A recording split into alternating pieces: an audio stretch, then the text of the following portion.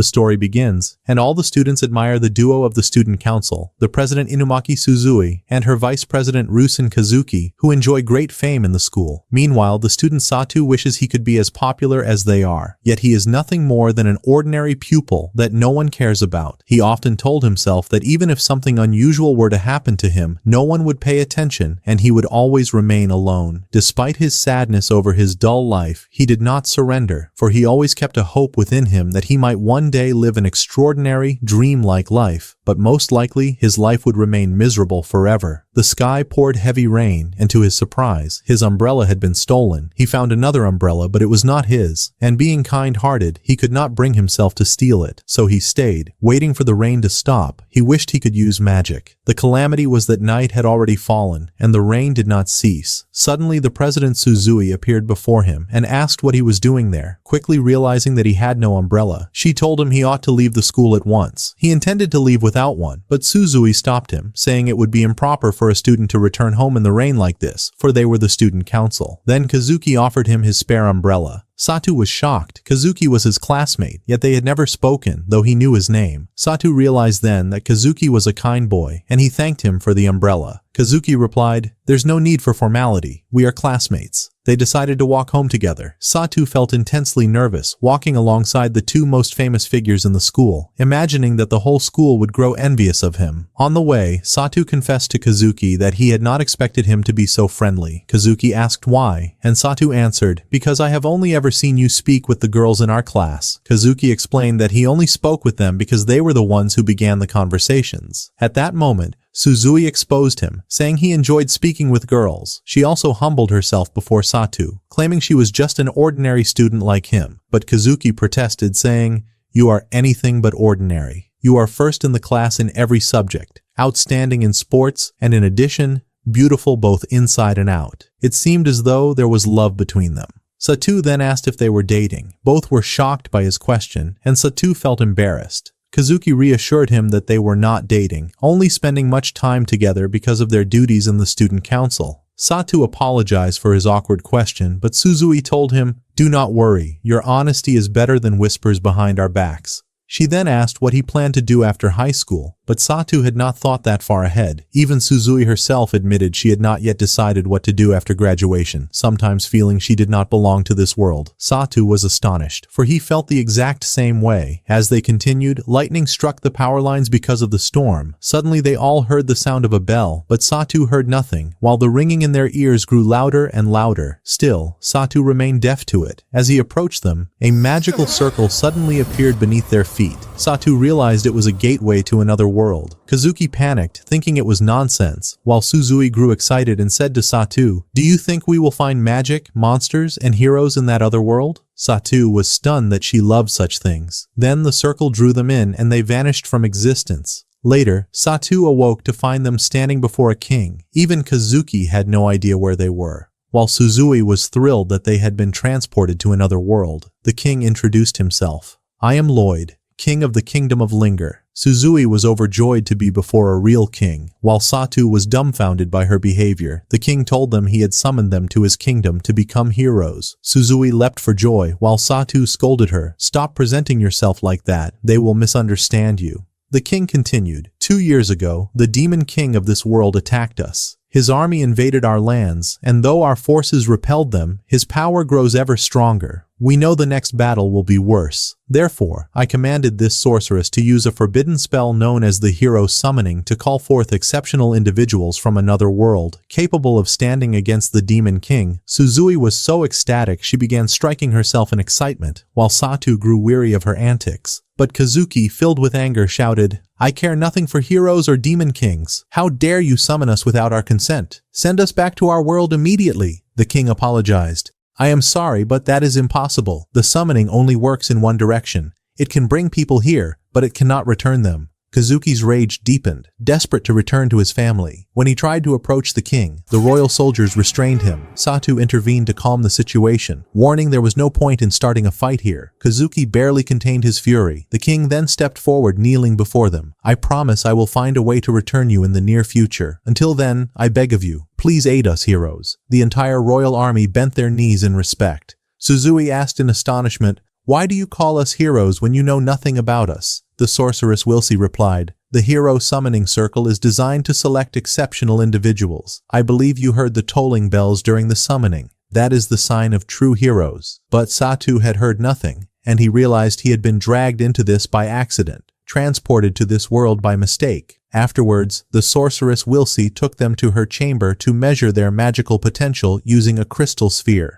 There, Kazuki turned to Satu and asked if he was content being summoned by mistake. Satu replied that Wilsey had told him he might still be able to use magic, even if he was not truly a hero. Kazuki was astonished. How could Satu remain calm and not angry after what had happened to him? Yet Satu showed no concern. On the contrary, he was glad because he had found something he could actually do in this world. As for Suzui, she was excited to try the crystal orb, so the sorceress Wilsey asked her to place her hand upon it. The moment she did, its color changed, and it began to glow bright yellow. Wilsey told her that this color indicated an affinity with thunder magic, and also revealed that she possessed a vast amount of mana. As usual, Suzui grew intensely enthusiastic to try lightning spells. Then came Kazuki's turn. The orb began to shine with a pure white light, and the sorceress declared that this was the color of light magic. Kazuki asked her, "And what is this magic used for?" Suzui, unable to restrain her excitement, jumped in to answer before Wilsey. "It's used to fire laser beams or forge swords made of light." She seemed to know far too much about magic, but suddenly she turned against poor Satu because he had interrupted her words, and he wept inwardly as his ideal image of her shattered completely. Wilsey then explained that light magic was marvelous, and very few people could wield it, its strength being exceptional against demons, for light disperses evil. Finally, it was the turn of our protagonist Satu, who was nervous, fearing he might have no magical power at all, since he had not been summoned as a hero in the first place. But as soon as he placed his hand on the orb, its color shifted to green and relief washed over him. He did have magic. Even Suzui and Kazuki admired the glow of his magic, but Wilsey recoiled in terror, seized him by the arm, and dragged him straight to King Lloyd. With grave concern she said, "There is a problem with Satu." The king assumed that Satu was aligned with dark magic, yet the sorceress shocked him by saying that the orb had turned green, meaning Satu was attuned to an extremely rare magic. Everyone stood speechless, the king unable to comprehend,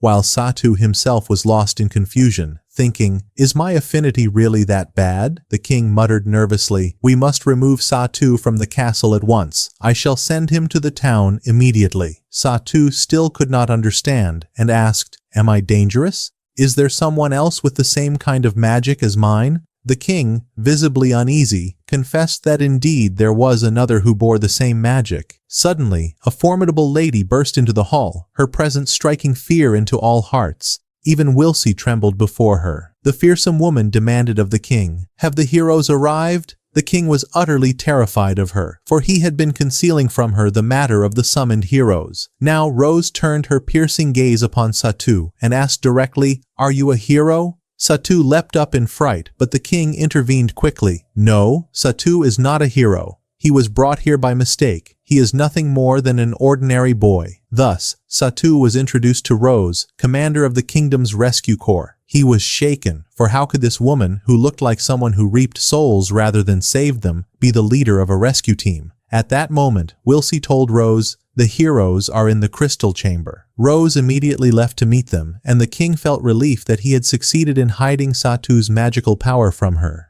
Yet Satu, in his innocence, turned and asked, "What kind of magic is this green color?" Rose heard his question, realized the truth, and the king rushed to divert her away from him. Wilsey cast her spell, forming a circle of water around Satu and pulling him away at once. But Rose dashed forward with lightning speed, soaring into the sky, catching up within moments, and struck him with all her might. The water sphere exploded, and Satu fainted under the sheer force of her blow. The king pleaded, "I will make him a true healer, please. Leave him." But Rose would not relent, and instead took Satu with her. Suzui and Kazuki were stunned upon hearing this, while Wilsey assured them, "Do not worry, Satu is not in danger. He has been taken to the rescue corps outside the castle town. The crystal orb revealed his affinity with healing magic, and healers are exceedingly rare. Rose herself is one, and she intends to train him as her subordinate." Suzui saw no harm in this, but Wilsey warned her, "Rose's training methods are far from ordinary, and the followers she produces are terrifying indeed." Meanwhile, Satu awoke to find himself inside Rose's home. She told him, "You possess healing magic, and for this reason I brought you to the rescue corps. From today, this will be your home." Then she summoned her comrades to introduce themselves. Satu was horrified by their monstrous appearances, yet Rose ordered him to be with them. They closed in around him like a pack of zombies, introducing themselves one after another: Tong, Mil, Elec, Gomel, and finally Yord. Their looks were more alien than human, and Satu, trembling with fear, whispered inwardly, "Am I destined to become the sacrifice for their next feast?" But suddenly Rose intervened and ordered him not to frighten the new boy. Mil said to her, "But leader, this is how we welcome people." Elec added that he had been very kind to him. Satu thought to himself, "I don't think they understand the meaning of kindness." Rose then told him that these were her followers, but they were not users of healing magic. She explained that there were other healers in the rescue corps, though they usually worked in other places. Then she cast a terrifying glance at Satu and said, "I will transfer to you the way of using healing magic." Satu wished he had remained alone in his own world, for that would be better than dealing with this madwoman. He tried to politely ask her to let him learn from someone else, but she refused and told him that training would begin tomorrow. At that moment, he realized that he had not been transported to another world, but to hell itself. She left him alone with those zombies, who told him his fate was sealed now that Rose would train him, and they burst out laughing at him. Satu could not sleep from the terror of his teacher Rose, but he tried to think positively, fell asleep, and left the matter to fate. Satu awoke hoping that everything that had happened had been just a dream, but Tong's loud snoring confirmed that he had truly crossed into another world. Elec informed him that he had visitors. Kazuki and Suzui had come, worried about him after hearing he had been taken. Satu reassured them that he was fine, but suddenly remembered the cruelty and savagery of his teacher Rose, and his spirit broke because today would be the beginning of hell training. Yet he told them that he wanted to undergo this training even if it was hell, so that he could become someone useful. Suzui grew excited too, for their training would begin today as well. Satu wondered what kind of marvelous training awaited the heroes,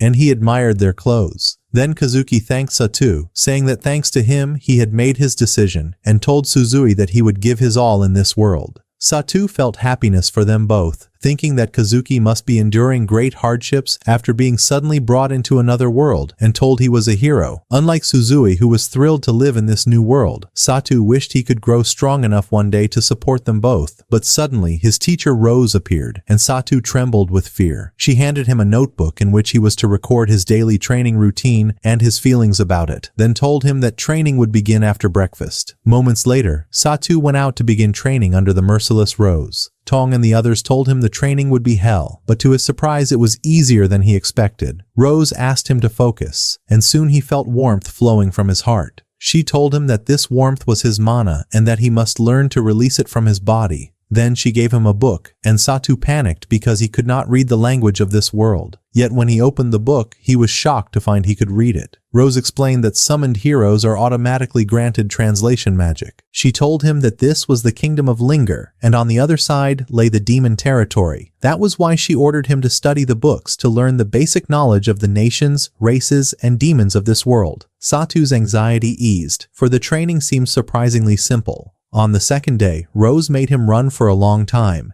and he wondered how running could possibly be training for magic. On the third day, she forced him to run until his muscles ached so badly that he could no longer move. But Rose grew angry at him, and Satu shivered in fear as she struck him with her magic. He screamed in pain, but moments later he was shocked to realize the pain had vanished. Rose had healed his strained muscles. Then she called him trash and ordered him to keep running. Out of fear, Satu resumed running without a second thought. On the fourth day, he trained with the other madmen, who mocked him for being slow. Even Rose herself bullied him, saying that he ran like an ant. Satu grew angry inside but could not reply. On the fifth day, he ran all day with great effort, while Rose continued to provoke and ridicule him. Exhausted, he collapsed into the mud, only to suddenly see the light of healing magic shining from his own hand. And on the seventh day, Rose kicked him on his backside as if he were a ball. The poor boy suffered constantly under the cruelty of this woman, and that day she became furious with him again and hurled him high into the sky. On the second day, things continued as they were, with poor Satu's body swelling from Rose's relentless kicks. He began using healing magic to treat himself, but was shocked to realize he no longer felt pain.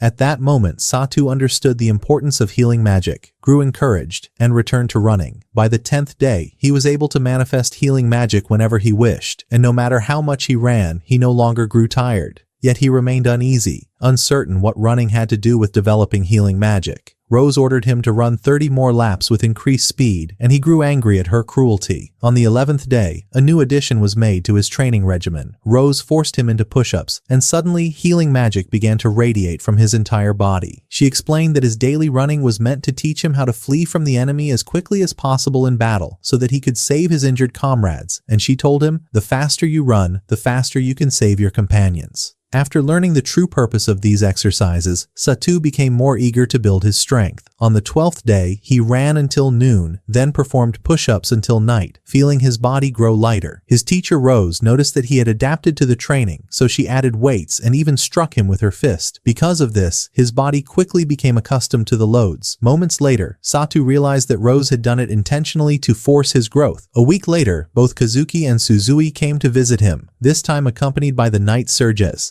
Kazuki and Suzui were stunned when they saw Satu training so harshly, performing push-ups beneath a massive boulder with his merciless teacher sitting on top. The foolish Satu pretended he wasn't suffering, but Rose added another stone that nearly crushed him. Still, he endured, and using healing magic, he managed to bear the burden. Rose, proud of him, said, "You are beginning to become my favorite kind of man." Kazuki and Suzui were shocked by what Satu was enduring, but foolish Suzui was deeply impressed by his muscles. The knight Serges grew furious with Rose, telling her she was destroying a young man with a bright future. She mocked him as an old man and ordered him to be silent, declaring she had her own way of doing things. She then said Satu would become her right hand. Satu was stunned to hear this, but Rose continued, "He is a true discovery. I like those who hate to lose, who never surrender, and above all, he survived my training." For the first time, Rose had praised him. She then ordered him to take a break for lunch. At that moment, Serges asked Suzui and Kazuki to take care of Celia until his return, for he wished to speak with Rose alone. Satu left with them. Meanwhile, Serges told Rose he had been ordered to recruit her again, but he could not accept her methods.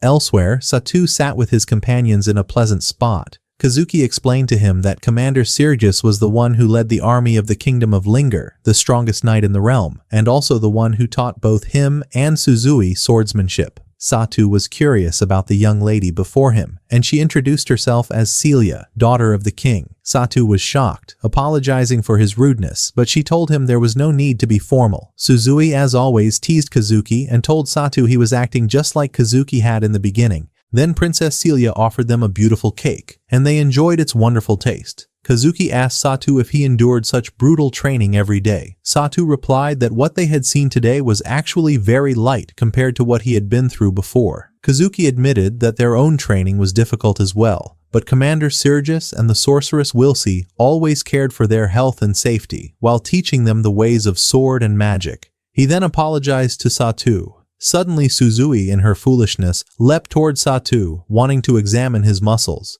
Satu had grown muscular, and Suzui was obsessed with them, leaving the princess embarrassed. Kazuki continued and asked Satu if it was truly hard for him. Satu confessed that training here was extremely tough, and in the beginning he always wanted to run away, but now his feelings had changed. Though Rose was terrifying, he no longer wanted to flee. He had blended in with the madmen, and training had become enjoyable. He admitted that life here was not bad. Satu then used healing magic and told Kazuki and Suzui that he wanted to help them since they would one day fight as heroes. Soon after, Tong arrived bringing Satu's lunch, but Satu was furious at him because he had stolen his meal the day before. The two fools began fighting. Princess Celia grew worried about what was happening, but Kazuki assured her it was normal, part of Satu's daily life. Suzui remarked that Satu lived freely here, more naturally and comfortably than either of them, and had adapted much better. Kazuki grew fired up too, wanting to return to the castle to train. Suzui was delighted to see Satu, for he had given them the desire to train harder. That night, Satu bathed alone, still remembering Suzui's behavior that had embarrassed him, yet he realized he had grown stronger. He had healed his muscles over and over after they were torn by harsh training, and in the end, he had gained a powerful muscular body. He recalled Rose's words, "The faster you run, the faster you can save your comrades," and he wondered if he could truly save the wounded on the battlefield, and whether he possessed the mental strength to match the body he had built. The next day, Rose struck him with her travel bag,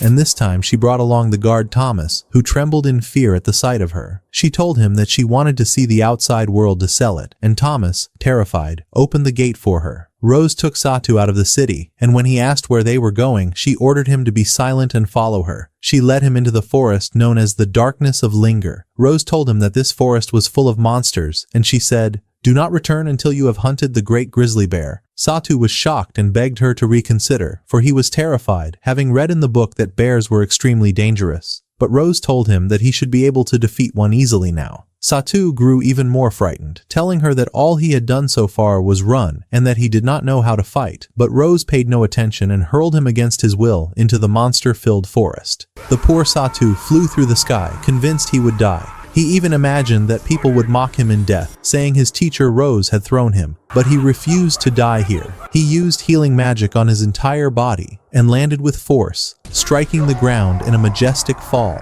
He thanked God he was still alive and healed some of the wounds caused by the impact. He thought to himself that he could not return from this forest before fulfilling Rose's command, yet he was utterly terrified of the bears. This time, however, he decided to muster his courage to defeat a great grizzly bear. The foolish Satu tried to encourage himself, saying that a bear was nothing and he would defeat it easily. But before he could even finish his words, a terrifying bear suddenly appeared behind him. All his courage vanished, and he fled, while the bear, hungry for his flesh, pursued him. Satu was certain that he was faster now, and that the bear would not catch him, but to his horror, the beast was right behind him. Remembering the suffering he had endured under his teacher Rose, he realized that this bear was nothing compared to her brutality. For that reason, Satu stopped running and prepared to face the bear head-on. But another bear suddenly appeared, and the poor Satu fled again. Even the blue hornets joined in the chase. At that moment, Satu heard the sound of rushing water. Without hesitation, he hurled himself toward the river, plunging in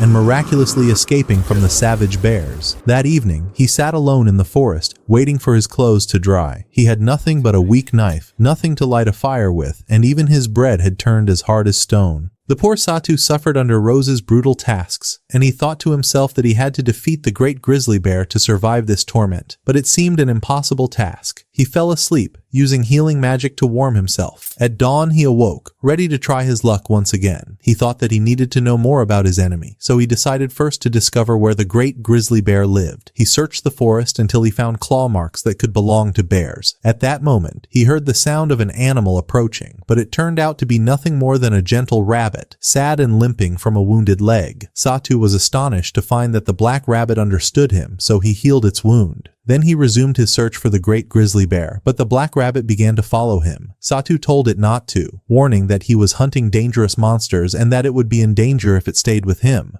But the rabbit did not care and kept following him, for it knew the location of the great grizzly bear. Satu followed the black rabbit, and indeed it led him to the bear's den. Satu tried to observe them without being noticed, realizing that they were a single family. Afterward, he went to look for water, and in the end, he was forced to drink from the polluted river. He began to think that the blue hornets were rather cute, and found himself strangely enjoying the moment, even telling himself that he was living a very happy life. But then his stomach began to ache, and he realized he had been poisoned by the river water. Even healing magic could not stop the pain. He writhed in agony, yet still found joy in the company of the gentle rabbit. The next day the rabbit led him to a pool of pure water, but moments later the rabbit grew extremely frightened, for something dangerous was near. The rabbit shook in terror, and Satu was stunned when an enormous serpent appeared. Satu was paralyzed with fear, feeling the serpent's hunger for blood, and told himself it was better not to approach it. 4 days passed since he had first seen the monstrous serpent, and he could not rid himself of the unease within. He continued watching the great grizzly bear from afar, happy to see the gentle blue hornets, yet he knew he could not return home without defeating that mighty beast. For the first time, Satu gathered his courage and decided to challenge the great bear the next day. But when the day came, the weather turned rainy, and the black rabbit would not allow him to leave until the rain had stopped. After the rain ceased, Satu went to face the great grizzly bear, optimistic that he would defeat it, yet the rabbit sensed something strange. Satu did not care, for he had to defeat the bear to leave this forest. When he reached the bear's den and steeled himself to fight, he was shocked to discover that the bears had been slaughtered. Fear struck him, for he had failed in his mission to Rose. He noticed bite marks on their corpses, and concluded that the giant serpent had killed them not for food, but for amusement. Suddenly a small cub emerged from the rocks, weeping bitterly for its mother. Satu thought to himself that he hated losing before Rose, and grew angry that the serpent had stolen his prey. But what struck him most was the cub's tears over its parents. He disliked what he was witnessing, his anger ignited, and he resolved to take revenge for the cub. Meanwhile, Kazuki and Suzui went to visit Satu, but Tong told them that Satu had been training in the forest and had been absent for 10 days. Kazuki was stunned, deeply worried for Satu, while Suzui tried to calm him, saying she was just as concerned but trusted teacher Rose, and she trusted Satu as well, certain that he would return in good health. At that time, Satu was preparing himself to confront the giant serpent. He crafted a spear and asked the black rabbit to guide him to the monster. The rabbit was terrified, but Satu told it that all it had to do was show him the way, and then it could flee. The black rabbit agreed and began searching with him. After a long search, Satu was horrified to find the cub fighting the massive serpent. The cub was enraged, desperate to avenge its parents, but the serpent was dreadfully dangerous, its gaze alone radiating terror. When Satu saw this, he remembered Rose and told himself there was nothing more frightening than her, and with that thought, he gathered his courage to fight the serpent. The foolish Satu thought the serpent was distracted, but the monstrous beast nearly swallowed him whole. Satu seized the chance and drove his spear into the serpent's eye, but the beast struck him with its tail. Satu used healing magic to lessen the damage and braced himself to continue the fight. He told himself that he must strike from the serpent's right side, where its blind spot lay, but the dust deceived him, and the serpent lured him into a trap and bit him. Satu screamed in pain, realizing he had been tricked. Yet he refused defeat, used healing magic again, and thrust his knife into the serpent's mouth, the pain forcing it to release his arm. Suddenly, Satu began to lose consciousness as the serpent's venom spread through his body. But he remembered his previous poisoning from the polluted river water and realized he could heal himself of toxins. When the poison harmed him from within, he had to heal himself from the inside out. With that, he regained awareness and returned to the fight. The serpent lashed at him again with its tail, but the cub intervened to protect him. Satu seized the opportunity, leapt over the cub and finally reached the serpent's head, delivering a crushing punch to its eye, a blow nothing less than devastating. The serpent collapsed unconscious from the strike, but Satu did not stop. He drove his spear once more into its eye while the cub pinned the beast with its claws to keep it from escaping. Satu continued stabbing the serpent until he was certain it was dead. Our weak hero had succeeded in defeating the monstrous serpent, and he rejoiced in his victory, but he froze when the cub approached him. At first he was afraid, but the cub showed affection, for Satu had avenged it. Satu told the cub that he could not heal its wounds now, for he was using all of his mana to neutralize the venom and could no longer move. But then the catastrophe struck. The giant serpent stirred once more. Satu was horrified, unable to believe what was happening, trapped and powerless to move. The little bear tried to help him, but Satu told him to run away, while the giant serpent attacked. At that moment, Satu realized this was the end, and he began cursing Rose with the vilest insults. Suddenly Rose appeared and destroyed the giant serpent before his eyes, furious at this fate. Satu asked why she had come, and she told him the little rabbit had informed her of the danger. Satu was shocked. He discovered that the black rabbit had deceived him. Its real name was Koker, and it was in fact Rose's pet, sent by her to watch over him. Satu was even more stunned and protested that the rabbit had been injured. Rose revealed that the rabbit had only been pretending to win his trust. Poor Satu. Everyone was exploiting his kindness. Rose explained that she had been nearby, ready to intervene if anything happened, but she had not expected the appearance of this creature. The monster he faced was a massive serpent created by the Demon King's army. She added that Commander Sergius had failed to slay it during the last invasion. Rose admitted she never expected the great grizzly to be killed, and said the serpent was so strong that even an entire unit of elite soldiers could not defeat it. Satu was horrified and demanded, how could she expect a beginner like him to fight such a thing? He grew angry and called her a demon. Rose answered that she had never expected him to win, only to gain experience by facing something far stronger than himself, and she confessed she admired him even more for what he had done. The little bear stood protectively between Satu and the terrifying Rose, growling furiously. Satu played with the cub until it suddenly became gentle and affectionate toward him. Satu grew fond of the bear, and Rose remarked, "You are much like me, just as I thought." Then she decided he would take the cub with him, ordering the bear to carry Satu. The little bear happily agreed, glad to be with him. At last, Rose carried them all back home. She did not forget the insults Satu had hurled at her, and the poor boy trembled as she threatened that he would not sleep that night. They left the dangerous forest, and Rose told Satu that today he had proven himself ready to stand at her side on the battlefield. She said, "You have not yet mastered the basics, but you possess the necessary qualities. You can endure pain, you have physical strength, and you possess a strong mind. Be proud of yourself, for you will fight alongside me. The Demon King's army will attack soon." At that same time, the Demon King summoned his third commander, Amila, and asked her about preparations for the invasion of the kingdom of Linger. Amila replied that all her units were ready for battle, and they would soon begin advancing to invade the kingdom.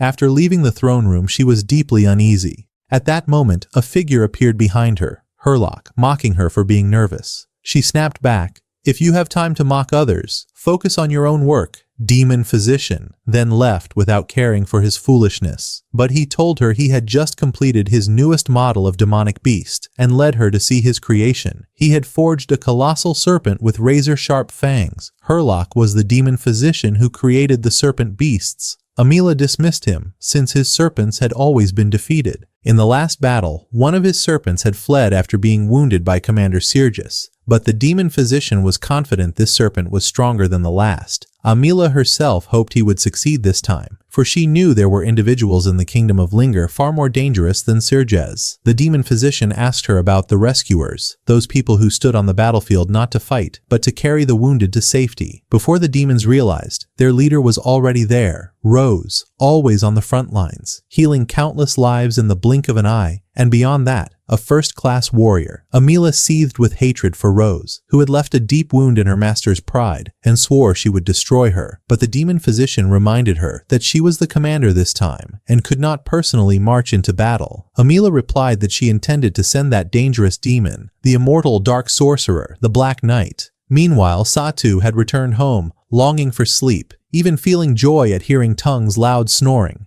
Then Blorin woke him, bringing fruit for breakfast. Its taste was delicious, and Satu enjoyed eating it. Soon after, the black rabbit appeared again, begging for some fruit. Satu grew angry and called him traitor, never forgetting how he had toyed with his innocent heart. Yet once more the rabbit deceived him with its gentle eyes, and poor Satu's emotions overcame him. In that moment, Rose entered. She was surprised at the name given to the little bear, but Satu loved it dearly. Blorin nearly bit off Satu's hand trying to share the fruit with him. Rose told them she had informed King Lloyd about the bear, and now they had permission to keep it as the king of the rescue team. She then fixed the cub with a terrifying glare and ordered him to work hard. The poor creature froze in place, terrified by her presence. Satu asked her what she wanted the bear to do. She commanded that it carry Blorin on its back, explaining this training was a simulation of the battlefield. She said, "Imagine the bear as someone in need of rescue. Run at once with him." Satu immediately dashed forward, carrying heavy weights along with the sleeping bear, but quickly adapted thanks to his ability to channel and balance his mana while running. Rose shouted at him to move faster, and he increased his pace. Suddenly, Tung leapt from behind the bushes, and not only him, but also Milo, who nearly caught Satu. Once again, Satu was trapped with the maniacs, enduring the battlefield simulation Rose had promised. He ran on, carrying Blorin, until after an hour, Gomel burst from beneath the ground, reeking with a foul stench. 3 hours later, Gord hurled massive branches in his path, forcing Satu to leap over them despite the burden of the heavy bear. After 4 hours, Satu began to feel his mana draining completely. Even the black rabbit appeared to block his way. He continued running until every ounce of his strength was gone and collapsed from exhaustion. He had believed he could last at least half a day, but Rose told him, "This is your limit on the battlefield. Because of exhaustion, fear, tension, and lack of patience,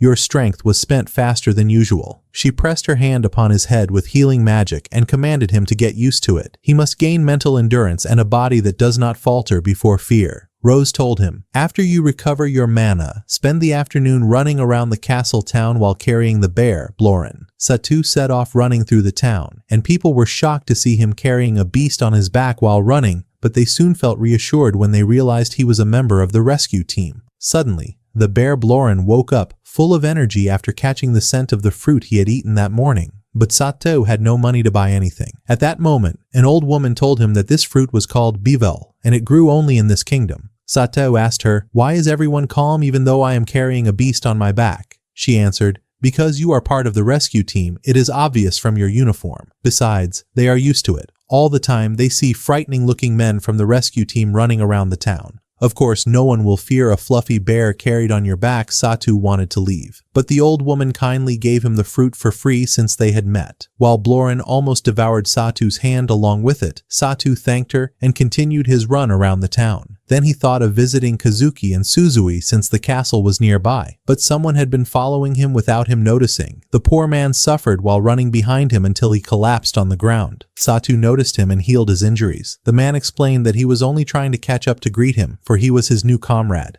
His name was Orca, one of the healers of the rescue team. Orca was surprised when Satu told him his story, that he had been summoned to this world along with 2 heroes. He even expressed admiration for Satu because he had endured Commander Rose's training, something that had been impossible for him and for his younger sister, 5 years his junior. Together they ran a small clinic in the city, treating civilians with healing magic. Satu asked him, "Why didn't you heal yourself earlier?" Orca replied, "Because I am not skilled at healing myself. I am far better at healing others." Satu then realized that there were different kinds of healers. Orca said, "We work under Commander Rose's orders, and we treat the wounded when the need arises." Satu remembered Rose's words when she told him he would stand with her in the front lines to heal the injured. He asked Orca, "What do you do in the battlefield then?" Orca answered, "Tong and the others carry the injured soldiers to the rear, where my sister and I treat them. We are merely supporting members," Satu told him. "But Rose asked me to join her as part of the vanguard." Orca replied, "On the battlefield, knights and heroes who fight at the front lines are always exposed to the greatest dangers. When heroes are wounded, all they can usually do is wait for death. But if there is a healer who moves through the battlefield, they can be saved. Of course, what you will do is dangerous and exhausting, but Commander Rose would never choose someone she didn't fully trust."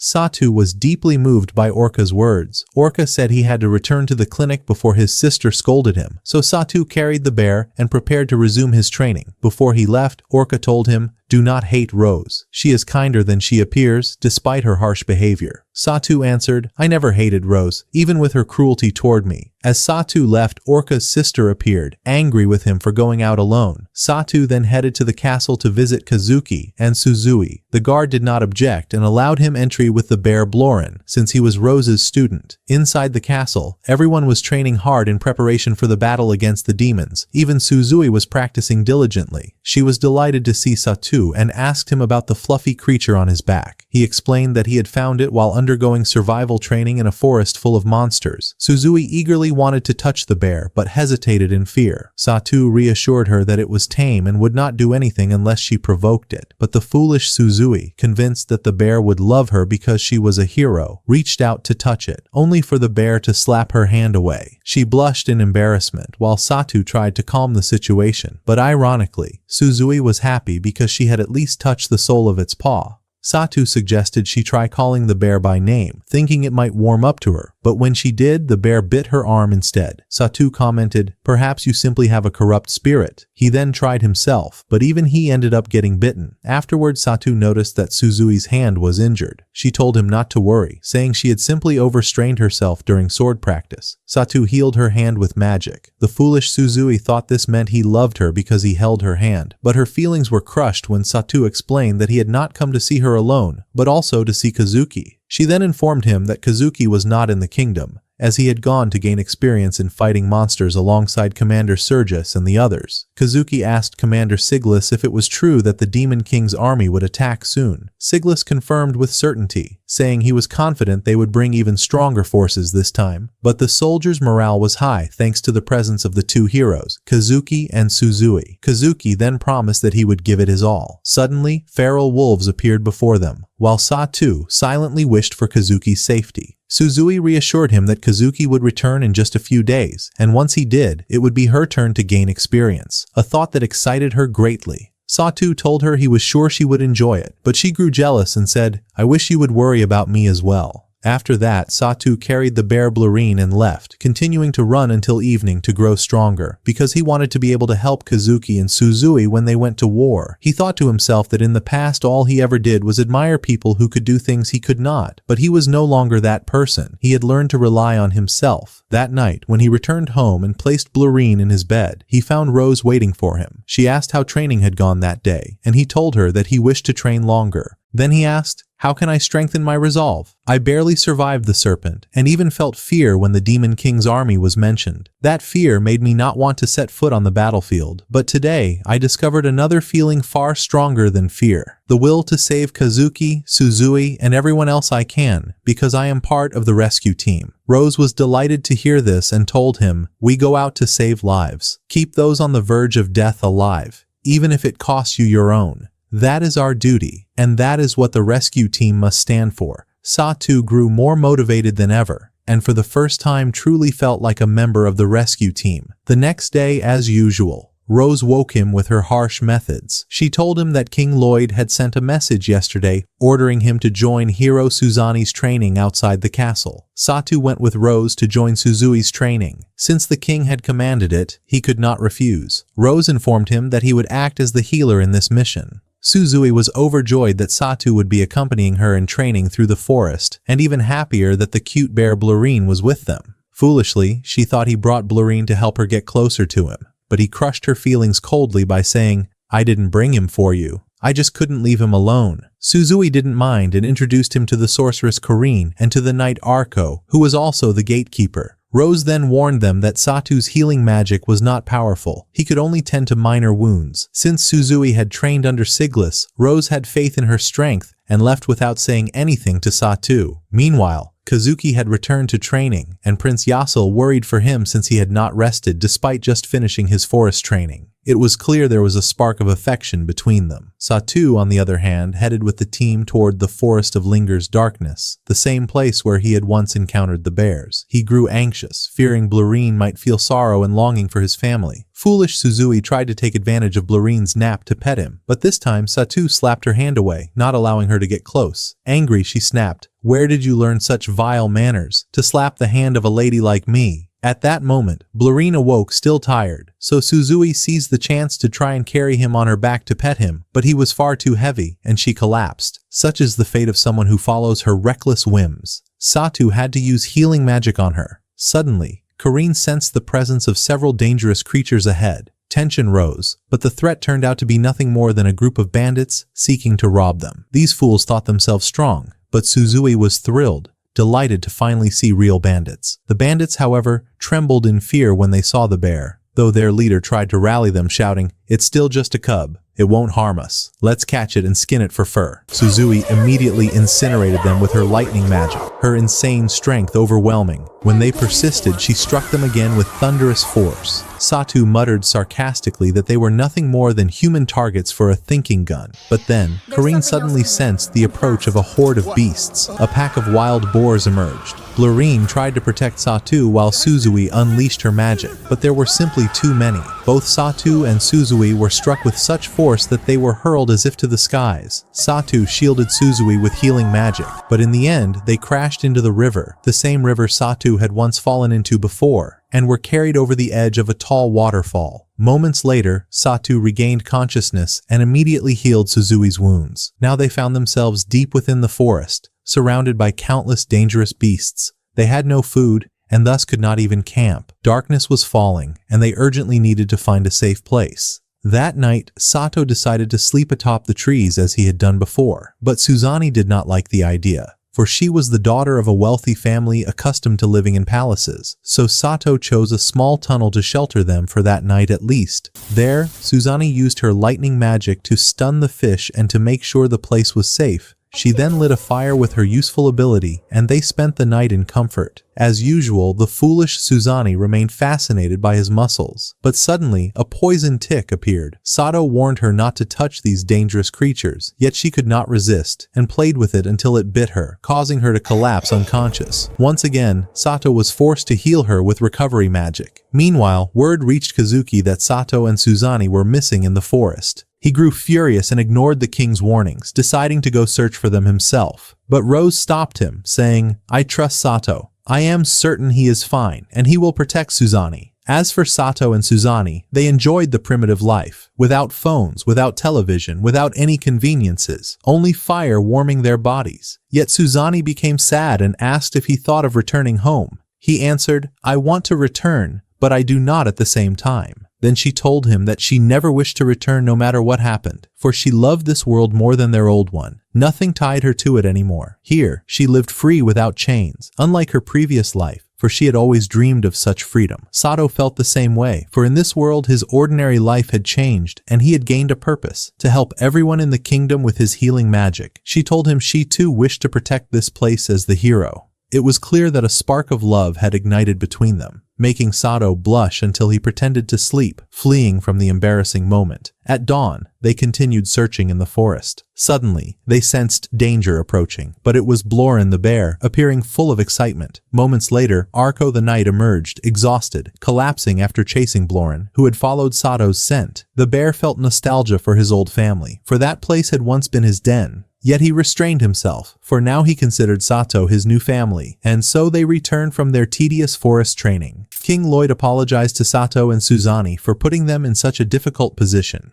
But the foolish Sato nearly exposed Rose before the king when he said, "I am used to such things." Flustered, he added, "I often explored forests in my former world too." He even lied, claiming his training was going well with the rescue team, for if he revealed the truth about Rose's harsh training, she would make him her punching bag. The king then ordered them to leave and rest, yet Sato remained afraid of being expelled at any moment. At that time, Kazuki caught up with them, worried sick, nearly entering the forest himself to search. Suzani scolded him, "You are so reckless, Kazuki." Sato replied mockingly, "And have you forgotten how you were bitten by the poison tick because of your recklessness?" Embarrassed, Suzani covered his mouth so he would not expose her. Indeed, they were a strange pair. Later, they sat together outside, and Kazuki told him that Rose trusted him. But Sato said it was impossible for him to trust such a cruel woman. Kazuki then bid them farewell, noticing that the two had grown closer than before. Princess Celia remarked that Sato seemed very happy whenever he was beside Suzani. He replied, "Perhaps because we are from the same world." Celia's face revealed her jealousy of their bond. Meanwhile, King Lloyd informed Rose and Commander Siglas that they had interrogated the bandits who attacked Sato and his companions. From them, they learned that the number of monsters in the region was far fewer than usual, which meant they had fled from something terrifying approaching the kingdom. It was likely that the Demon King's army had finally begun to move. Commander Siglas confirmed that this time the Demon King's army would be stronger than before and would seek to invade the kingdom as quickly as possible. The king ordered him to prepare all units, ready to deploy the forces at a moment's notice. He also asked Rose to locate the Demon King's army, since she was the fastest in the kingdom. Before she left, he requested her to consider leading the soldiers again, but Rose refused, saying, "I am the only seer who reached such a high level, but I do not wish to lead again." Rose refused because the tragic memories of her past still haunted her. She had lost her men before her very eyes and could not heal the dead. She bore a scar on her right eye, a constant reminder of her guilt. She said, "This scar is my punishment so that I never forget. That is why I created the rescue team. I wanted to lead a unit that saves others instead of fighting." Then she added to the king, "I want a follower who does not die." The king was shocked, saying such a thing was impossible for humans. But she answered, "I always search for someone with 3 traits: healing magic, the ability to surpass human limits, and the mental resilience to endure everything. And finally, I have found him. It is Sato. I consider him my ideal follower because he is someone who hates losing and never gives up." She said that he resembled the little boy who had died in her arms, and for that reason, she decided to make Oto her ideal healer. That night, Osu returned to the rescue team's headquarters, where he found that the leader had left him a message. She told him he would not be training tomorrow, and that he must deliver this message to the address marked on the map. At the same time, the Demon King's army, led by Amila, was nearing completion of the bridge that would allow them to cross into the kingdom. With them was the arrogant Black Knight. Amila expressed her anger at him, saying, "You will follow me and obey my orders." Meanwhile, the Dr. Herlock laughed at her because she had failed to control the situation properly. Amila was planning to invade the kingdom of Linger as soon as the bridge was complete. But at that very moment, a figure appeared on the other side. At first, she paid no attention, but suddenly, he hurled a massive log that destroyed the bridge. Amila was shocked, for all their efforts had gone to waste. The surprise was that the figure was none other than Leader Rose. Amila grew furious with her, and it seemed there was a pass between them. Afterward, Rose withdrew, having successfully delayed the Demon King's army's plan. Thanks to her, They had gained a few more days to prepare for the coming war against the Demon King's army. Meanwhile, Ost set out directly to find the address on the map. People were surprised at his calm demeanor, for they were used to members of the rescue team always running around like madmen. He continued on his way until he finally reached the address, where he was welcomed by Flor, the younger sister of Urga. He was now inside the clinic run by the healer along with some of her companions. Urga was treating a small child, and Ost was astonished at the color and shape of the mana, for Urga had healed the child within seconds. At that moment, Urga noticed Oto's presence, and Osu handed him the message sent by Leader Rose. Flor asked him how the rest of the rescue team was doing. He replied that their faces were still as frightening as ever. Flor smiled, for she missed them, but she admitted that she could not endure Leader Rose's training as Osu did. Urga's expression suddenly changed when he read Rose's message. It seemed that the news was ominous, so he hid the message from his sister. Flor, however, began to recount her story with Rose, saying that when she first joined the rescue team, Rose had been extremely eager to train them, but they could not keep up with her. Urga had grown afraid of her, for she was rather strict and harsh. Yet Flor told him that Rose had been happier lately. Ost thought to himself that perhaps she was happier because she had found a new punching bag, like Osu. Just then, a man came rushing in to tell Urga that a disaster had occurred outside. Someone had fallen from the roof onto two others. Urga, exhausted from keeping pace with Ost, nevertheless hurried to treat the injured. He then asked Ost to heal one of the men, who was in critical condition with a deep wound. It was the first time Ost had faced such a severe injury, for previously, he had only healed surface wounds. He trembled with hesitation and fear, but he reminded himself that war was approaching, and he would have to deal with wounds far worse than this. Urga encouraged him, saying, "Calm yourself and focus on your mana. You have the strength to heal this man. All you need is to trust your own power." Ost thought to himself, "Even Rose trusts me, so how can I not trust myself?" Then he concentrated on his mana, released a powerful healing spell, and succeeded in treating the man's injury. Urga thanked him for his help, while Flor said, "You were amazing." The man was astonished, for he no longer felt any pain. Urga then asked Ost to come help at the clinic whenever he was free. Ost bid them farewell, promising to return again. Urga seized the chance to inform his sister about Rose's important message, which was a warning to prepare for war. It seemed the Demon King's army was on the verge of invading the kingdom, and since Ost was still a beginner with no battle experience like his sister Flor, Urga wanted her to trust in her ability to assist Leader Rose. Later, Ost stopped by the old man to buy some fruit for the bear Blorin, whom he loved. On his way back, he encountered a girl, and then came the surprise. She told him, "You are the only one who can see me, and you have the power to change the future." Suddenly, her eyes changed, and she made him witness the future. He saw what would happen in the war. The Demon King's army would slaughter all the soldiers, and the Black Knight would kill his companions Kazuki and Suzani. A tragic future awaited them, and he could barely breathe from the horror of the vision. The girl who had shown him the future said, "This was a great revelation, and its response will be your responsibility." Then she disappeared. Ost stood stunned by the dreadful scenes he had just witnessed. He searched for the girl who had shown him the future, but she had vanished. Yet from a distance, she watched him and whispered, "Ost is my only hope." Ost kept searching for her, and even asked the guard, but he had not seen her either. Frustrated, Ost cried out, weary of searching. At that moment, Commander Rose appeared. The guard Thomas, terrified at the sight of her, fled at once as though he had seen a monster. Poor Ost, however, was not so lucky. He was caught by her, and she squeezed his head mercilessly for no reason. She told him that she had been in the outskirts of the kingdom, scouting the Demon King's army, and she had seen them building a bridge to cross the river into their lands. She told him that she destroyed the bridge and bought some time for the kingdom. Ost was surprised by her strange behavior, and she once again squeezed his head. After that, he asked about a girl from the elf race, and Rose explained that this girl had suddenly appeared in the kingdom about 2 years ago. She had managed to escape the bandits who had kidnapped her, even though she was only 12 years old. Ost wondered why they wanted to kidnap her in the first place, and Rose told him that beast races like hers were considered valuable prey, for some of them possessed unique types of magic. Ost replied, like her ability to show others strange illusions. He then told her that this girl had made him see terrifying nightmares and a dreadful future. Rose said, "I have heard of beast races known as time seers, who can glimpse the future. They are extremely rare and heavily protected in the beast territories." Ost grew more anxious about the dark future awaiting him, for if that girl truly was a time seer, then the future she had shown him was real. Rose then ordered him to return home while she went to see King Lloyd, presenting him with a report of what had happened and what she had done against the Demon King's army. The king thanked her for delaying the enemy's invasion, but Rose said, "That does not matter. I am certain they are already building a new bridge at this very moment,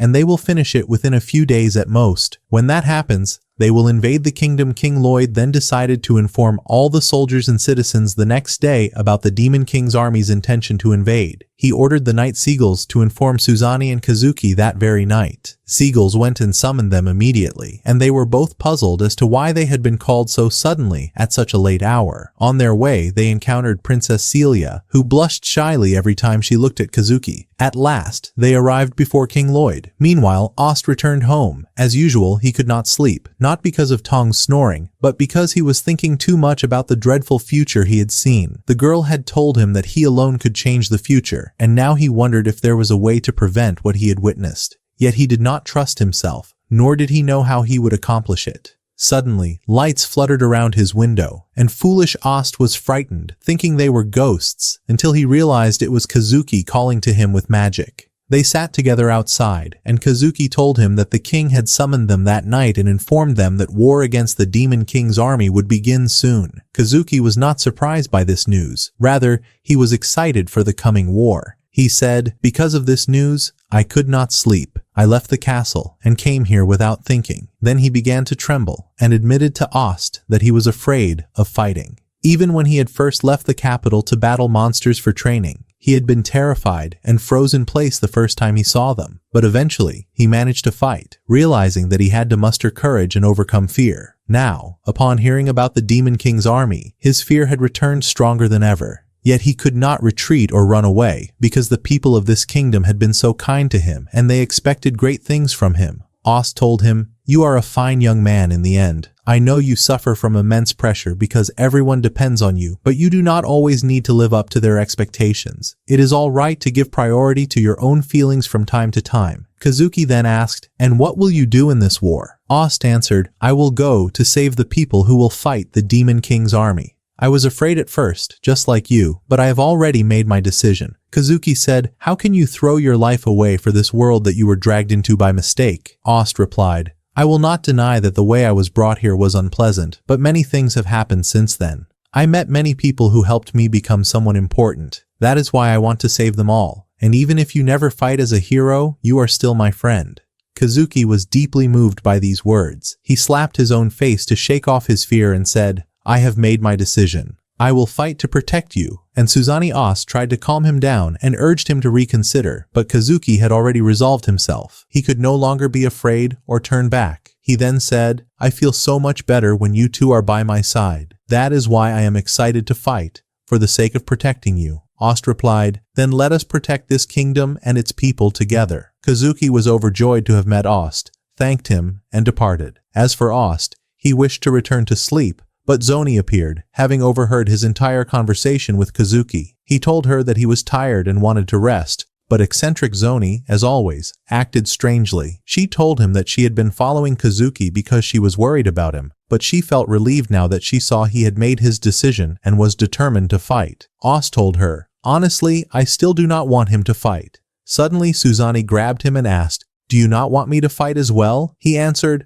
"Of course I do not, but you are different from Kazuki. You have chosen to remain in this world." Indeed, Suzani agreed with his words, bid him farewell, and departed. The next day, King Lloyd announced to all the soldiers of the kingdom that the Demon King's army had breached their borders and would soon reach the kingdom. Therefore, the king declared that they would intercept them in the green fields, affirming that the Demon King's army would be stronger than before, and thus this battle would not be easy. However, the kingdom itself had also grown stronger, thanks to the presence of the hero Suzani, the hero Kazuki, and the rescue team, who had greatly aided them 2 years prior. All the citizens of the kingdom listened to the king's speech in fear, but he reassured them and affirmed that the kingdom of Linger would prevail, and that he himself would march the next day to face the Demon King's army. Afterward, hero Kazuki went to see Princess Celia, who rejoiced at seeing him before he left for war. He told her that he would protect the kingdom from the Demon King's army, no matter the cost. Celia, who loved him dearly, was filled with both affection and fear for him.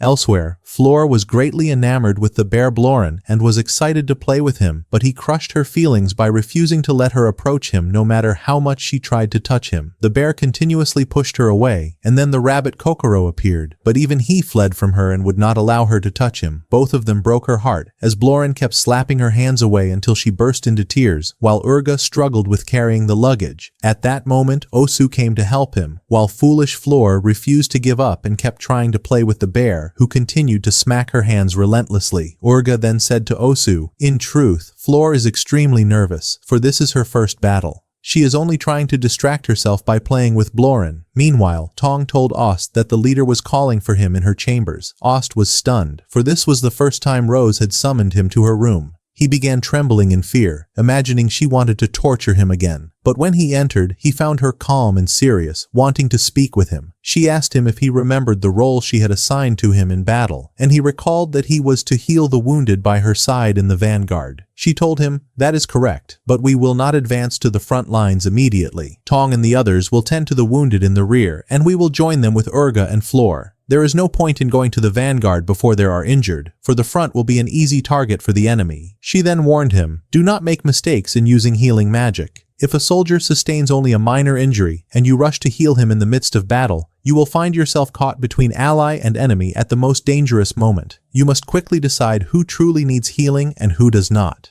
Rose then presented him with a box, and when he opened it, he found inside the official rescue team uniform. She said to him, "This uniform was made so that you would stand out on the battlefield." Ost was overwhelmed with joy at the splendid uniform and put it on at once, appearing dignified and proud. But suddenly, Rose pulled him close and said, "Remember, healers are not immortal. If you die, then your presence will mean nothing. The most important thing you can do on the battlefield is preserve your own life." Ost replied that he understood, for he had no wish to die. But Rose struck him and said, "Stop spouting such nonsense. I have known people who died after saying the very same words. I have also known fools who regretted them so much they longed for death. Do not belittle your life. The true duty of a rescuer is to protect himself as well. Do not do something foolish like throwing away your life, or I will kill you myself before the enemy ever reaches you." Ost answered her with confidence, "Then I will carry everyone, myself included." Rose was impressed by his confidence and courage.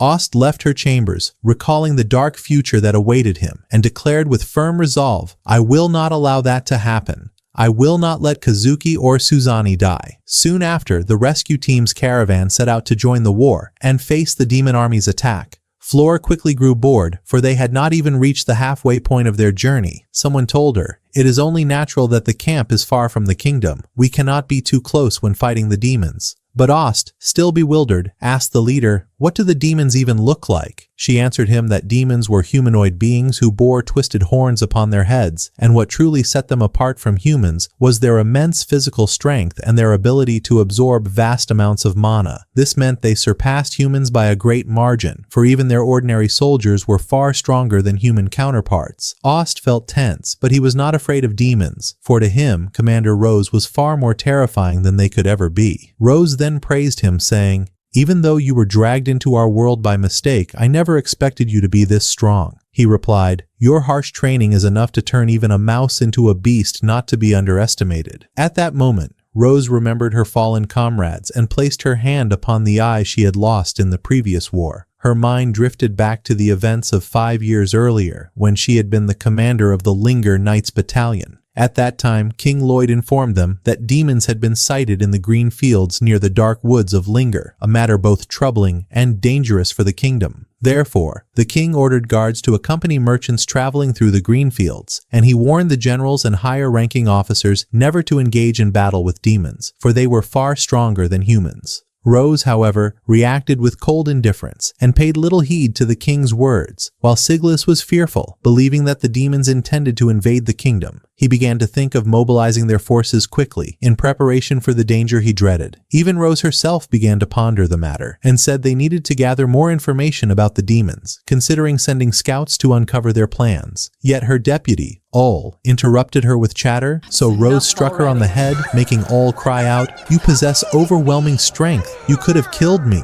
Rose replied coldly, "I did this so you would learn to stay calm when others are thinking, instead of prattling without pause." Then she added, "I never imagined the demons would begin to appear." Still, she struck her once more. Afterward, Rose left the castle. Ol was full of excitement and confidence that she could face the demons. But Rose snapped at her, shouting, "Do not underestimate the enemy, you fool." She then told her there would be training after midday. They returned to the Rescue Guild headquarters, where Rose glared at them with a terrifying gaze and declared she would train them mercilessly that day. The others began to blame Ol, for she was the one who had provoked the commander, and because of her, they would now suffer Rose's brutal training. All pleaded desperately with Rose for mercy, but Rose ignored her, leaving her to endure the torment with the rest of the team. A week later, King Lloyd reported to Rose that the demons had begun attacking beasts within their own lands, and had encroached upon the kingdom's borders. Rose herself witnessed a group of powerful demon soldiers relentlessly striking down the beasts of the royal forest. Thus, the king ordered her to investigate the cause of this sudden, abnormal behavior. He told her that if necessary, she could use force to repel them, assuring her of his trust in her wisdom, that she would not strike unless truly required. Rose accepted with confidence, declaring she would succeed in this mission. That night, she returned to the guild and informed everyone that they would depart at dawn to investigate the dark woods of Linger. One of the girls remarked that the task would be difficult, and the situation prone to violence, while Ol was brimming with excitement at the prospect of facing the enemy. The rest of the team, however, grew angry and refused to listen to her, for because of her, they had endured an entire week of Rose's hellish training. Still, all continued to chatter incessantly until her companions, exasperated, beat her with every kind of pot and pan, sparking a small civil war among them. Rose simply stood watching without intervening. She then told Kokoro that he would remain at the guild this time and not accompany them to the dark woods of Linger. Though his ability to sense monsters would have been of great aid, she refused to risk exposing him to danger, as the demons might target him. Ol, now in tears, begged Rose to stop her comrades, but Rose roared at them that the time for games was over, and the moment for seriousness had come. They were to prepare for the mission. All were overjoyed to hear that Rose herself would be accompanying them, for they trusted in her strength as a warrior and in her healing magic. With her by their side, they were ready to fight with all their might and without fear.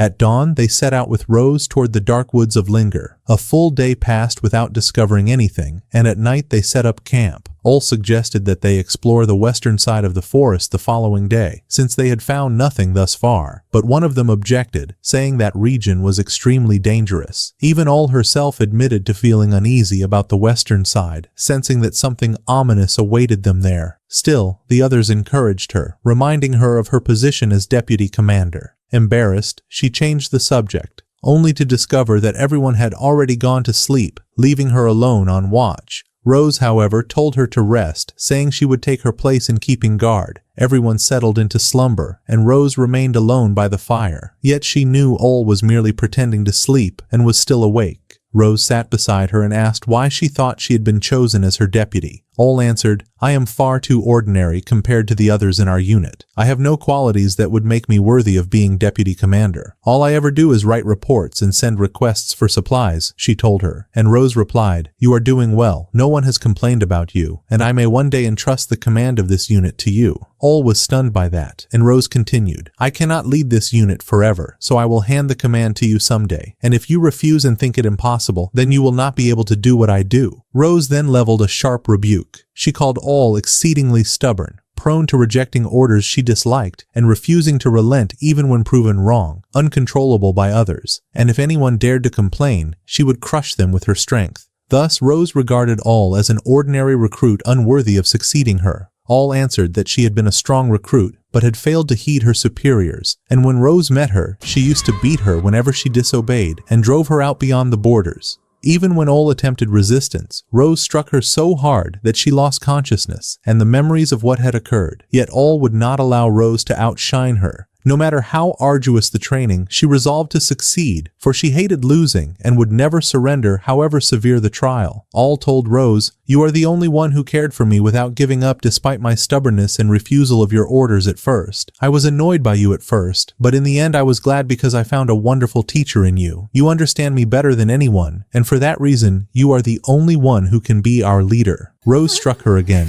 and Ol, astonished, cried, "I cannot believe this is your reply after all those kind words." Rose answered coolly, "I did not choose you as deputy at random. I decided with confidence because you do not give up, and you keep looking forward no matter the circumstances. This is the mindset of a true leader. If you persist in what you do, others will follow you of their own accord." Ol brimmed with joy at these words, and Rose added, Nothing remains as it is forever, and you will not be able to advance if you do not accept that. Rose then decided to sleep and left Ol to stand watch. Ol was shocked to learn that all her comrades had overheard her conversation with the commander and told her they trusted her as their deputy, whereupon she blushed in embarrassment and ran after them, lightly striking them one by one. The next morning, they resumed the search in the forest, and when they reached the western side, they found claw marks, footprints, and fresh blood. Most of them concluded that the demons were indeed hunting the beasts, yet they wondered what purpose there was in entering human territory to hunt the beasts and worried at the implications. Suddenly, they heard the beasts' lamentations, and Rose ordered them to take battle formation at once.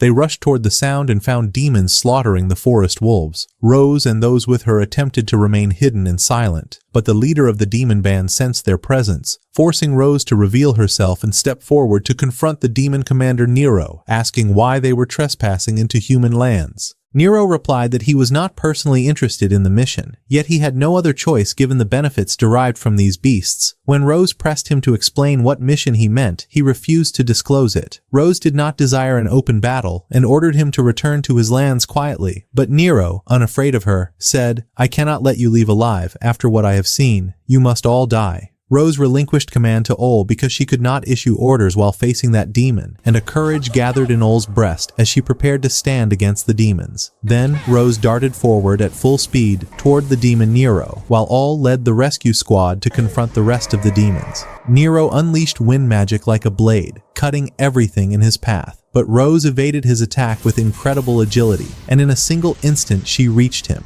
Yet he managed to block her strike with a windshield, stunned by her speed and unable to believe she was an ordinary human. Rose attacked again, but he avoided her blow with wind magic, only for her to suddenly drive a powerful strike into him, sending him crashing into the trees. Even so, the force of his winds injured her as well. Undeterred, she pursued him deeper into the forest, slipping past his magical tricks. When she caught up, she lifted a massive tree with one hand and hurled it at him. Not stopping there, she bombarded him with dozens more trees, which Nero shredded with wind magic. At that moment, Rose tricked him, dropping a colossal tree on him, but Nero emerged from beneath it, cloaked in wind, more exhilarated than ever to continue the fight. Rose tried to strike again, but Nero conjured a shield of wind that enveloped his body. He said, "I have never seen a human this strong. You deserve praise, even if you are my enemy." Rose sneered, "You can chatter all you like, after I smash your face." Suddenly, Nero surrounded her with a raging gale, trapping her within a storm of slicing winds. Her body was being torn, yet she refused to yield, forcing her way through the barrier.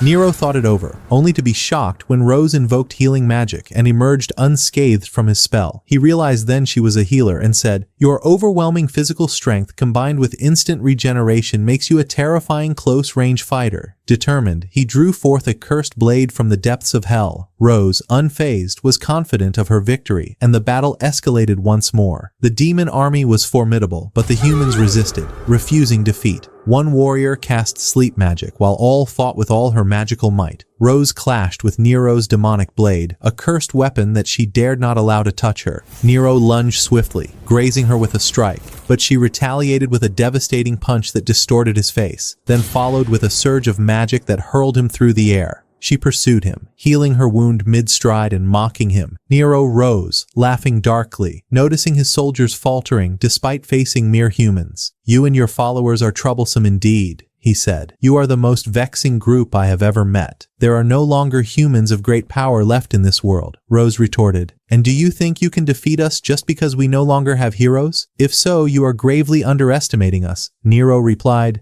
"The era of demons fearing humans will soon end, for our king shall claim victory." Suddenly, a terrifying demonic aura erupted from Nero, his fury blazing as he vowed to bring triumph to his king and prosperity to the demons, determined to annihilate Rose and her squad. At that moment, a girl stabbed one of the demons and thought it finished, only to be horrified as the wounded demon rose and seized her. Stunned, she wondered, why is this demon still strong despite such a grievous wound? The demon snarled, "We are the Demon King's blades. Even if we crumble into dust, we shall drag our enemies down with us." Rose rushed to intervene, but Nero blocked her path. Then the disaster struck. One of the demons killed the girl outright, leaving the squad in shock at the tragic sight of their fallen comrade. Rose was overwhelmed with rage at the demons, and matters did not stop there, for the demons immediately slew another human. In an instant, they changed, attacking humans mercilessly, unafraid of death. It was Nero who drove them into this frenzy with the cursed power of his blade, shouting, "Now I am a true demon, and I have urged my followers to embrace death and drag the humans down with them." Rose's fury blazed and she lost control of herself. She charged at Nero with reckless force, but he exploited her weakness and slashed her eye with his demonic sword. It was a catastrophe for the humans. When Rose attempted to heal her wound, she discovered in horror that her healing magic had vanished. Nero told her that his crimson blade severs mana, leaving wounds cursed and impossible to heal. Her companions screamed for her aid, begging for her healing magic, but she could not use it. Her squad was struck down one by one. Refusing surrender, Rose attacked again,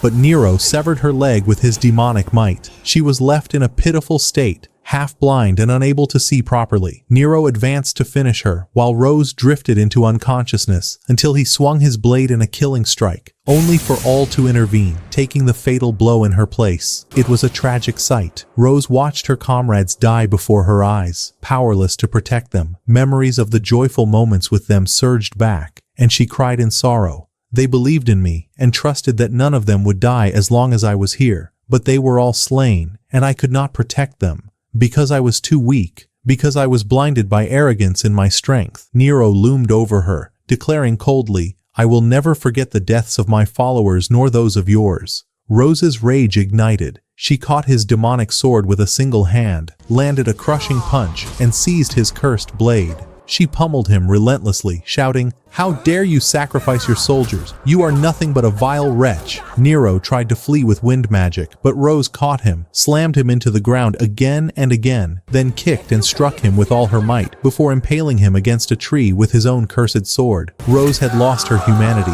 consumed by a monstrous fury bent only on his destruction. Yet dizziness overcame her, her body failing her strength. Suddenly, Amila, the demoness, appeared weeping for her master Nero. Nero urged her to escape, but she clung to him desperately, trying to save him. Rose faltered at the sight and murmured, "How can a wretch who treats his soldiers as pawns still have someone who wishes to save him, just as Ol wished to save me?" In that moment, reminded of Ol, Rose could not strike. She let Amila flee, carrying her master away. Then Ol, on the brink of death, called to her teacher. Rose knelt beside her, trying to heal her with frantic magic, but Ol whispered through broken breath, "It is impossible. My wound is too deep. It cannot be healed." Rose refused, desperately attempting to mend her wounds, but it was futile. Ol smiled faintly. "I regret nothing. I was glad to give my life for you. I was proud to be your follower. Just remain the one I respect." And with those final words, she closed her eyes and passed away. Rose screamed in anguish, her voice tearing through the night for Ol and her fallen comrades. She returned to the kingdom of Linger, reporting to King Lloyd that the Demon King would rise soon to invade their land.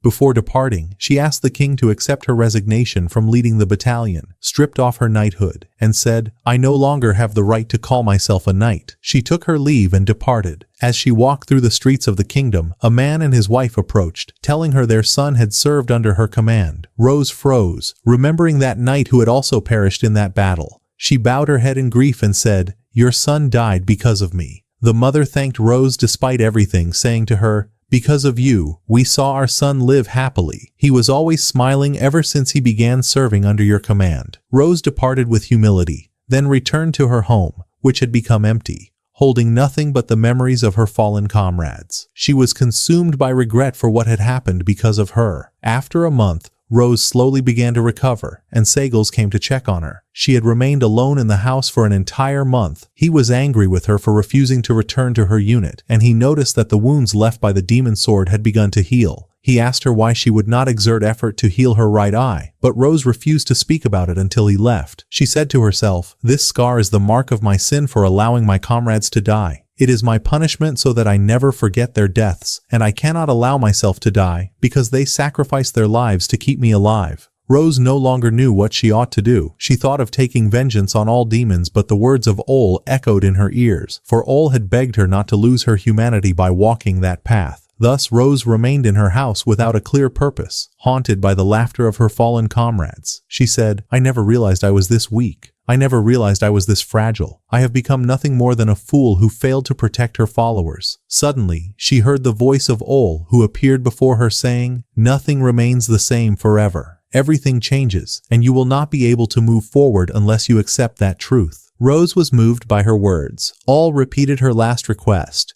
We want you to remain the person we respect. Then the spirits of all her comrades appeared, smiling as they said, You are our harsh leader, and it is not in your nature to let anything break you. If we had seen you like this, we would have beaten you ourselves. Even though we are dead, we remain proud to have been led by you. Rose burst into tears, crying out, This will be the last time I ever appear weak. At that moment, the spirit of all faded, knowing her leader had returned to her true self. Rose declared, I will be someone all of you can respect. Rose knew that a tremendous battle against the demons was approaching, one that would claim countless lives. She resolved to save as many as she could in the war to come. To achieve this, she decided to form a special unit dedicated to saving lives, soldiers who would allow no one to die. She declared she would need at least 5 people to establish the rescue squad, and she added that she needed someone strong like herself, a healer capable of racing across the battlefield and eliminating threats. She said, If I can find someone like that, then I can fight alongside my comrades without losing them. Then she smiled and said, I have found what I was searching for. It is Osu. Osu was shocked, for this was the first time she had praised him. Rose told him, You do not understand the value of your very existence. Not just any healer can become as strong as you through training alone. Osu felt joy at her words, but Rose suddenly struck him with a painful blow that wiped the smile from his face. Then she praised him again, saying, You possess every quality I desired in a healer. You accomplish things no one else can, and I am certain that you will not die. Their journey to confront the demon army in the Greenlands continued. Meanwhile, on the other side, the demon army had finally completed construction of the bridge. Amila longed to avenge her master Nero, while the Black Knight burned with anticipation for battle. Amila told him that this time he could unleash his full strength, and he replied confidently that he would win, scoffing at the humans. But Amila warned him, There are troublesome opponents among the humans. I speak of the healers who steal the wounded from our grasp. The Black Knight laughed and said, Why should I worry about people who do nothing but run away all the time? Yet Amila warned him once more, Those you think are mere cowards who flee are true monsters in disguise. The Black Knight grew even more excited when he learned that among the humans there were formidable individuals, for he longed to unleash the full extent of his demonic power. At that very moment, Ostbaker awoke, for the fated day had arrived. The war against the demon army had begun. Suzani too rose early, proudly flaunting before Ost the hero's armor she would don, a piece forged exclusively for her, designed to enhance her thunder magic. Yet Suzani boasted excessively, and Ost could only stare in bewilderment at her strange gestures and overwhelming enthusiasm. The poor boy became entangled as she tried to draw closer to him, forcing him to cry out at the top of his voice for rescue, until Kazuki intervened and saved him from the madwoman's antics. Fortunately, Kazuki succeeded in convincing her to leave with him and cease her teasing of Ost. Meanwhile, all the Knights of Humanity were preparing for the clash with the demon army. Their plan relied upon a group of powerful mages who would unleash a devastating magical strike the moment the demon army revealed itself. Kazuki and Suzani's role was to engage the enemy soldiers directly, to carve an opening within the demon ranks and reach their commander, should they be able to slay him. Kazuki noticed Suzani's unease, and she blushed, masking it with feigned eagerness. He said to her,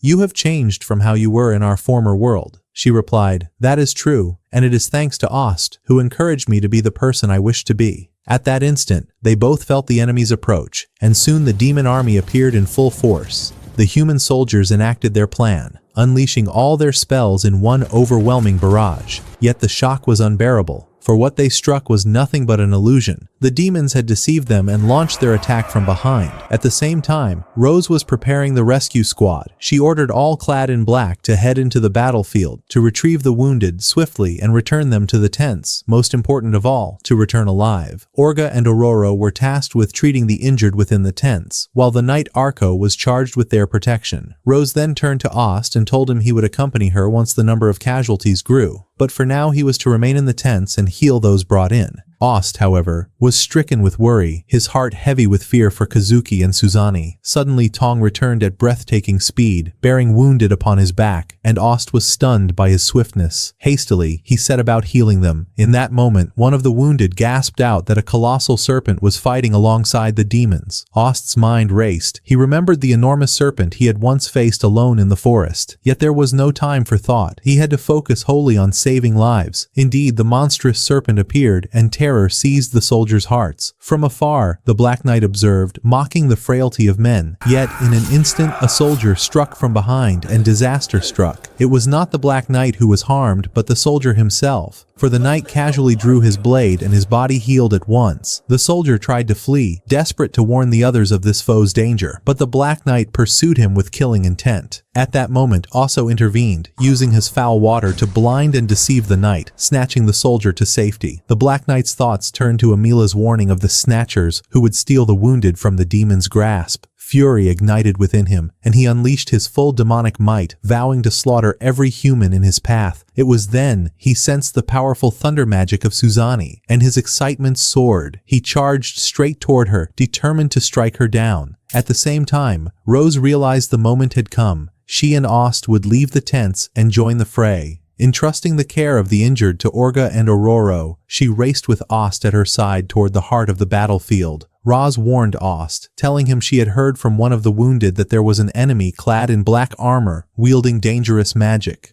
Ost was stunned when he heard this, for he remembered the grim future awaiting him, where the one in black armor was destined to kill his friends. Because of this, he stopped running alongside Roz, so she decided to teach him a special technique to ensure he would not die in this battle. She told him that she would move left while he would go right. Ost was taken aback by the horror of the battlefield, which he was seeing for the first time. He noticed a demon about to kill a wounded soldier, so he rushed swiftly and snatched the soldier away. One of the demons blocked his path, but Ost evaded the attack with agility and fled carrying the wounded soldier, while Roz crushed the demons with her overwhelming strength, carrying the injured in both arms as the enemy stood shocked at her monstrous power. Meanwhile, Suzani was fighting with her mighty thunder magic, and thanks to it they managed to defeat most of the enemies in their area, but deep down she was afraid and tense, hiding it from Kazuki by feigning confidence. Kazuki mentioned the giant serpent that had appeared before his men, but Suzani dismissed it, determined instead to open the path toward the enemy commander. At that moment, the Black Knight appeared before them, and everyone was shocked, not knowing who this armored demon was. Suzani warned them of his danger, insisting he was unlike any demon they had faced so far. The soldiers ignored her warning and charged straight at him. Kazuki was bewildered by the fact that the Black Knight did not react at all, even allowing them to stab him. But then catastrophe struck. Sharp blades emerged from his body, and the soldiers who had stabbed him were wounded as if they had stabbed themselves. Kazuki recklessly launched his own attack, hurling his light magic at the Black Knight. Despite Suzani's attempt to stop him, the spell struck the knight's shoulder. It was then that Suzani realized his terrifying ability. He possessed reversal magic, meaning every strike dealt to him would return to its source. The Black Knight was impressed by Suzani, acknowledging her as the only one to discern his ability before she would perish at his hands. Yet he said coldly, "Even if you know my power, your fate is still death." Elsewhere, Ost ran desperately to save his companions, haunted still by the vision of that bleak future. Though he tried repeatedly to heal himself with recovery magic, the vision of Kazuki and Suzani dying at the hands of the Black Knight clouded his mind, leaving him paralyzed. Yet he managed to rescue the soldier he had saved earlier and asked him about the hero's whereabouts. The soldier told him they were likely at the front lines of the battlefield. Without hesitation, Ost sprinted at full speed, praying he would reach them in time to save his friends. On the other side, Suzani urged Kazuki that they must defeat the Black Knight quickly. Kazuki replied, "If that armor reflects all damage, then we can do nothing." But Suzani had a plan and revealed it to him. The Black Knight unleashed his strange ability against her, but Suzani cloaked his vision with her thunder magic. Thanks to that, she and Kazuki managed to wound him without triggering his reversal. Yet to their horror, his ability still reflected the damage back onto them. Suzani then realized that he could not reflect attacks he could not sense. She had noticed earlier that he did not return the wound inflicted on his back. With that in mind, she told Kazuki to strike him again and target his back. Gathering every ounce of her thunder magic, Suzani's movements became blindingly fast. Kazuki covered the Black Knight's sight with his light magic, and together they executed her plan. Suzani pierced him in the back just as she had predicted. Since he neither sensed the strike nor could utter a word, his power did not activate. Kazuki seized the opportunity and moved in to finish him off. The Black Knight deceived them, for he used his reversal ability as usual, and the catastrophe struck when he pierced Kazuki with his sword. It became clear that the Black Knight could activate his power even without sensing the attack, and that his reversal worked at his own will. He had only been feigning defeat to lure Suzani into his trap. With cold arrogance, he said to her, "There is no one in this world capable of harming me." Disaster fell upon Suzani and Kazuki, and Suzani apologized to Ost before her death. The scene shifted back to her past life, to the rainy day when she first met Ost. She thought to herself, "I was fortunate to have met him on that day." She remembered how happy she was when she had been summoned into this world, thinking only of beginning a new life. But she was even more shocked when she drew closer to Ost and found herself deeply impressed by his kind personality and his determination to succeed in everything he did. She was happy that he had accepted her eccentric nature, believing that everything would be fine as long as she was by his side. Yet the Black Knight shattered everything, defeating both heroes alone and crushing the last hopes of humanity to overcome the demon army. When the Black Knight raised his sword to end Suzani's life, Ost rushed forward with terrifying speed, gathering all his mana into his fist and unleashing a devastating blow to the Black Knight's face. He was horrified to see his companions in such a dreadful state, but relieved that they were still alive. He immediately healed them with recovery magic. Yet the Black Knight rose once again, and to their shock, Ost's healing magic had affected him. They realized then that inside that armor lived a living demon. The Black Knight, enraged, attacked with all his might. Ost carried Kazuki and Suzani and fled at full speed, continuing to heal them as he ran, drawing upon a vast reservoir of mana. But the Black Knight pursued him relentlessly. Suzani cried out, "Your strike worked against him, Ost. That is strange. His armor is forged of mana and reflects any attack, yet it failed to counter your punch." The Black Knight snarled back,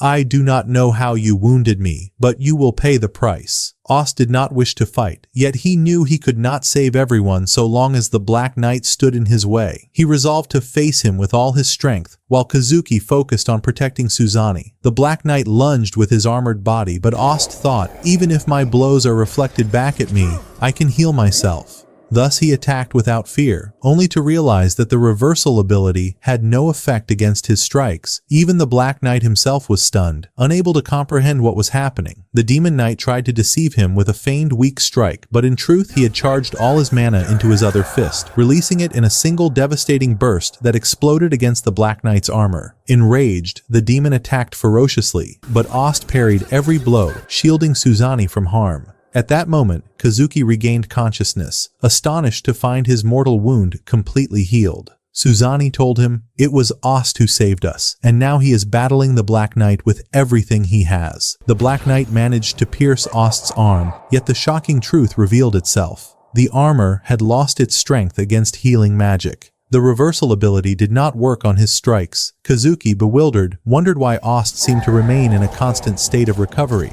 Then he realized the truth. Ost was doing it deliberately. Healing was the Black Knight's weakness. Reversal could not counter it, for Ost's fists were entirely wrapped in healing mana, making every blow deal pure, unreflected damage. His attacks left no lasting wounds, but the pain they inflicted was overwhelming. The Black Knight was stunned by the madness of it all. He unleashed his full demonic power, his massive sword swelling to many times its size. Yet Ost did not falter. He was determined to end the battle with victory, uncaring of what sorcery his foe used. All that mattered was ensuring no one else was harmed. Gathering every ounce of healing magic into his fists, he charged straight at the Black Knight. His fist collided with the demon's colossal blade, and in the end, Ost shattered it with the power of recovery itself. Then he drove his fist into the knight with overwhelming force, sending waves of healing mana surging everywhere. The black armor burst apart, and from within it, a demon girl emerged, freed at last. Ost named this strike the Absolute Healing Fist. He did not pause to bask in victory. Instead, he immediately returned to tending the wounded soldiers, for this was his duty as a member of the rescue squad. The remaining demons fled in terror, for their Black Knight had been defeated. Suzani said to him, "You saved me from death, and thanks to you many soldiers survived.